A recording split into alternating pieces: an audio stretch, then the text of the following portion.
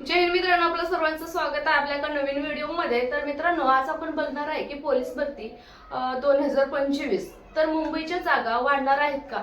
आता तुम्ही काही ठिकाणी बघितलं असेल की मुंबईच्या जागा वाढणार आहेत, तर नक्कीच वाढणार आहेत का, ही जी बातमी आहे किंवा ही जी न्यूज आहे खरी आहे का खोटी आहे, तर आपण या व्हिडिओमध्ये सविस्तर त्याच्यावर चर्चा करणार आहे। तर बघा, मुंबई पोलीसच्या जागा ज्या आहेत वाढणार आहेत का, त्याचबरोबर मुंबई जिल्हा पोलीसच्या जागा जरी वाढल्या तर त्यावर मेरिटवर काय त्याचा परिणाम होणार आहे, मेरिट कमी जाऊ शकतं का, जरी जागा वाढल्या तर ते ह्या भरतीमध्ये ऍड होतील का। तर चला मित्रांनो, सविस्तर अशी आपण चर्चा या व्हिडिओमध्ये करणार आहे। तर बघा, आता 2025 ला जी भरती निघालेली आहे तर त्याच्यामध्ये मुंबई जिल्ह्यामध्ये जागा जी होत्या, जे रिक्त जागा, तर बघा 31 डिसेंबर 2024 पर्यंतच्या जी जागा आहेत मित्रांनो, ह्या 31 डिसेंबर 2024 पर्यंतच्या जी जागा आहेत, रिक्त जागा आहेत मुंबईला, ते आहेत 4842 इतक्या जागा 31 डिसेंबर 2024 पर्यंतच्या आहेत। मग भरती निघाली 2025 ला, तर मग ह्या जागा ज्या आहेत 31 डिसेंबर 2024 पर्यंतच्याच आहेत। मग बघा, त्या रिक्त जागा आहेत 4842 इतक्या जागा रिक्त आहेत। त्यापैकी जे जागा काढण्यात आलेल्या आहेत मुंबईसाठी 2459 जागा हे आता सध्या मुंबईला आहेत। तर बघा, ज्या रिक्त जागा आहेत त्याच्यापैकी फक्त 2459 जागा हे मुंबईला काढण्यात आलेले आहेत। मग आता उरल्या जागा किती, 2383 जागा उरल्या। मग आता जे हे जागा आहेत तर हे जागा वाढू शकतात मित्रांनो, वाढू शकतात, वाढणारच असं नाही, तर ह्या जी जागा आहेत रिक्त ह्या वाढू शकतात। मग आता काही जण म्हणतील की 2383 जागा आहेत तर हे एवढ्या सगळ्याच वाढतील का, तर हे सगळ्याच वाढतील किंवा ह्याच्यापेक्षा कमी वाढतील हे त्यांच्यावर अवलंबून आहे।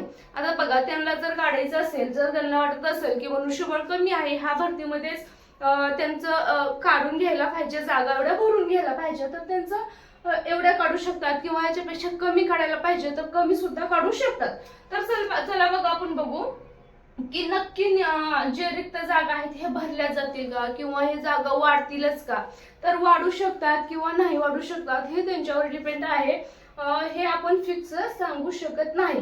पण एक म्हणणं असं आहे की मुंबईच्या जागा वाढू शकतात, ज्या वेळेस आपल्या बाकी जिल्ह्याच्या कुठं जागा वाढत नाही त्यावेळेस मुंबईच्या जागा प्रत्येक वर्षी थोड्या ना फार वाढत असतात, तर ह्या वेळेस सुद्धा वाढू शकतात। आणि त्यानंतर बघा, आता 2383 जागा बाकी राहिलेल्या आहेत। आता ह्याच्यापेक्षा ही जागा वाढणार आहेत का, 100% वाढतील का, हे आपण सांगू शकणार नाही की हे वाढतील किंवा नाही, हे त्यांच्यावर अवलंबून आहे। तर त्यानंतर बघा, जागा वाढल्या तर कट ऑफवर काय फरक पडणार आहे।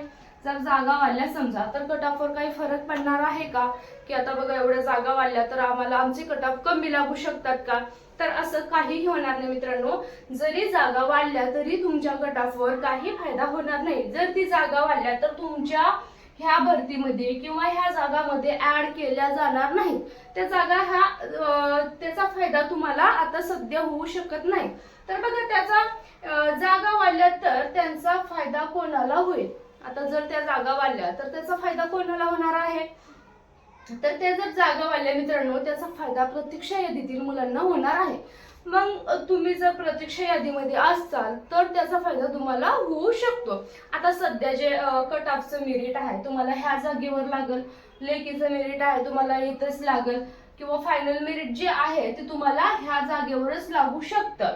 आणि जे जागा वाढतात ते प्रतीक्षा यादीतील मुलांना ते नंतर बोलवतात, तोपर्यंत तुमची जी भरती आहे ह्या जागावरच घेतली जातात, 2459 जागेवरतीच तुमची भरती घेतली जाते। तर बघा, त्यामुळे काय होणार आहे, तुम्हाला कट ऑफवर तुमच्या काहीही फरक पडणार नाही। त्याचबरोबर तुम्हाला ह्या भरतीची जे जागा ती वाढतील, तर तुम्हाला ह्या भरतीमध्ये काही फायदा होणार नाही की तुमची मेरिट कमी लागेल किंवा तुम्हाला त्याचं चान्स भेटेल।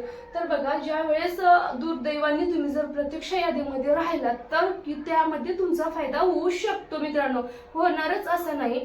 जरी त्याच्यामध्ये जागा वाढल्या तरी तुम्हाला तिथं बोलवलं जातं, किंवा बघा रिक्त असलेल्या जागा हे पुढील भरतीसाठी वापरतात.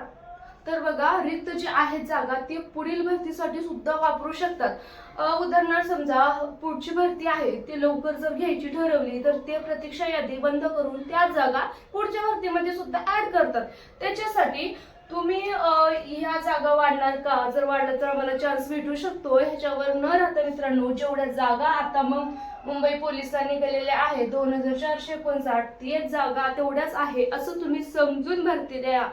कारण त्या जागा वाढल्या तर त्याचा तुम्हाला फायदा काय आहे, प्रतीक्षा यादीत तुम्ही राहिलात तर फायदा आहे. आणि समजा जर दुर्दैवानं तुम्हाला ते प्रतीक्षा यादीमध्ये राहून सुद्धा तुमची जर जागा वाढल्या नाही तर मग तुम्ही दुसरी भरतीचीच तयारी करावं लागतं. त्यासाठी तुम्ही जागा वाढतील किंवा त्याचा फायदा होईल असं विचार करू नका. तुम्हाला जर जागा वाढायचा जर विचार करत असेल तर तुम्हाला प्रतीक्षा यादीमध्ये राहावं लागेल. आणि प्रतीक्षा यादीमध्ये राहिलात तरी तुम्ही 100% किती जागा वाढतील हे सांगू शकणार नाही. त्याच्यासाठी तुम्ही जेवढ्या जागा आहेत मित्रांनो त्याच्यावर चांगला अभ्यास करा, ग्राउंड करा आणि तुम्ही 2459 जागेमध्ये लागण्याचा प्रयत्न करा आणि त्याच जागेतून तुमची एक जागा त्यात फिक्स करा.